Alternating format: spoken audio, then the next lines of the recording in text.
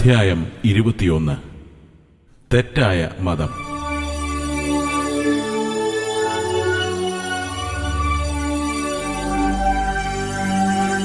ലോകത്തുള്ള മനുഷ്യരെല്ലാം എന്റെ വാക്ക് ശ്രദ്ധിക്കുകയും തങ്ങളുടെ പാപത്തിന്റെ വിടുതലിനായി മനം തിരിഞ്ഞ് തങ്ങളുടെ പാപം ഏറ്റുപറഞ്ഞ് ഉപേക്ഷിക്കുകയും ചെയ്യുമെങ്കിൽ ഞാൻ അവരുടെ പാപം ക്ഷമിച്ച് അവരെ അന്തിക്രിസ്തുവിന്റെയും മൃഗത്തിന്റെയും കയ്യിൽ നിന്നും വിടുവിച്ച് അവന്റെ ക്രൂരദണ്ഡനങ്ങളിൽ നിന്നും കാത്ത് സംരക്ഷിക്കുമായിരുന്നു.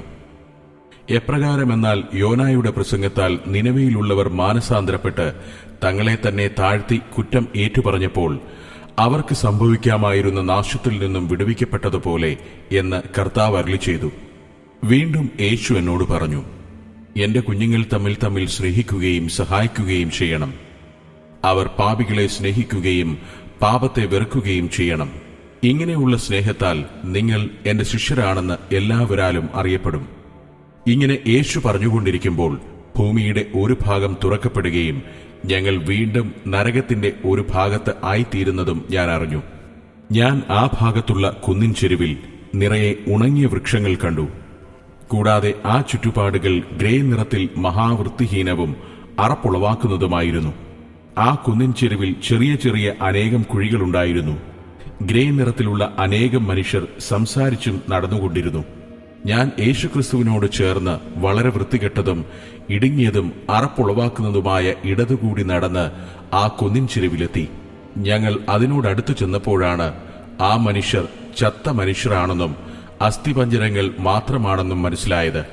ആ മനുഷ്യർ തമ്മിൽ ബന്ധിക്കപ്പെട്ടും ചത്ത മനുഷ്യമാംസത്താൽ ശരീരം നിർമ്മിക്കപ്പെട്ടുമിരുന്നു.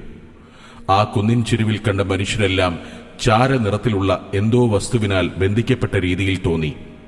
നരകത്തിന്റെ ഈ ഭാഗത്ത് തീ കാണാൻ കഴിഞ്ഞില്ലെങ്കിലും ആ മനുഷ്യരുടെ ദേഹത്തുനിന്നും വെന്തുരുകി വീഴുന്നതുപോലെ മാംസങ്ങൾ അസ്ഥിയിൽ നിന്നും വീണുകൊണ്ടിരുന്നു. അവിടെയെല്ലാം മരണഭീതി ഉണ്ടായിരുന്നു എങ്കിലും അവർ ഓരോവിധ സംസാരങ്ങളിൽ മുഴുകിയിരുന്നു. യേശു എന്നോട്, നീ അവരുടെ സംസാരം ശ്രദ്ധിക്കുക എന്ന് പറഞ്ഞു. അപ്പോൾ ഒരു മനുഷ്യൻ വേറൊരുവനോട്, നീ യേശു എന്ന് പറയുന്ന ആളിനെപ്പറ്റി കേട്ടിട്ടുണ്ടോ? അദ്ദേഹം എല്ലാ മനുഷ്യജാതിയുടെയും പാപങ്ങൾ മോചിക്കാൻ വന്നതാണെന്ന് പറയുന്നു. മറ്റേ മനുഷ്യൻ പറഞ്ഞു, അതെ, ഞാൻ കേട്ടിട്ടുണ്ട്. തന്നെയുമല്ല, യേശു എന്റെ പാപങ്ങൾ മോചിച്ചു തരികയും ചെയ്തു. എന്നാൽ ഞാൻ എങ്ങനെ ഈ സ്ഥാനത്ത് വന്നു എന്ന് എനിക്കറിയാൻ പാടില്ല. ആദ്യം പറഞ്ഞ മനുഷ്യൻ, ഞാനും ഇവിടെ എങ്ങനെ വന്നു എന്നറിയില്ല എന്ന് പറഞ്ഞു. രണ്ടാമത്തെ മനുഷ്യൻ വീണ്ടും പറഞ്ഞത്, ഞാൻ യേശുവിനെക്കുറിച്ച് എന്റെ അയൽക്കാരനോട് സുവിശേഷം പറഞ്ഞു. എന്നാൽ അവൻ എന്റെ വാക്ക് ശ്രദ്ധിപ്പാൻ മനസ്സുവച്ചില്ല. അങ്ങനെയിരിക്കെ ഒരു ദിവസം അവന്റെ ഭാര്യ മരിച്ചു. ശവമടക്കിനും മറ്റുമുള്ള ചിലവിനായി അവൻ എന്നോട് പണം കടം ചോദിച്ചു. എന്നാൽ ഞാൻ കൊടുത്തില്ല.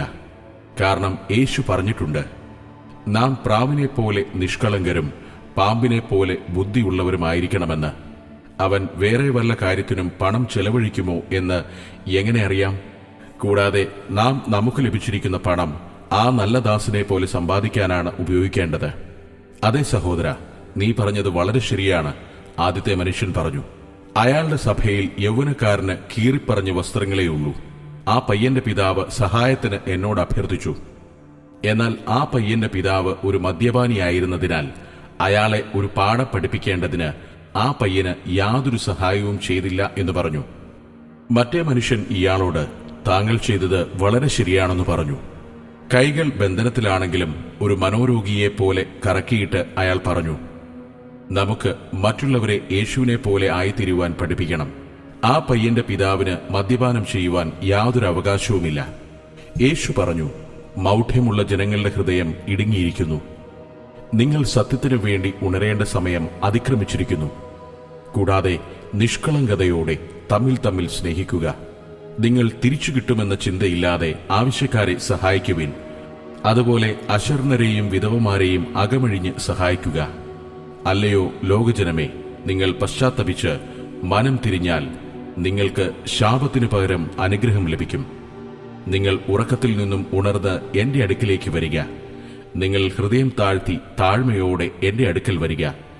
എന്നാൽ ഞാൻ നിന്റെ അടുക്കിലേക്ക് വരികയും നിന്നോടുകൂടെ വാസം ചെയ്യുകയും ചെയ്യും. അപ്പോൾ നിങ്ങൾ എന്റെ ജനവും ഞാൻ നിങ്ങൾക്ക് ദൈവവുമായിരിക്കും.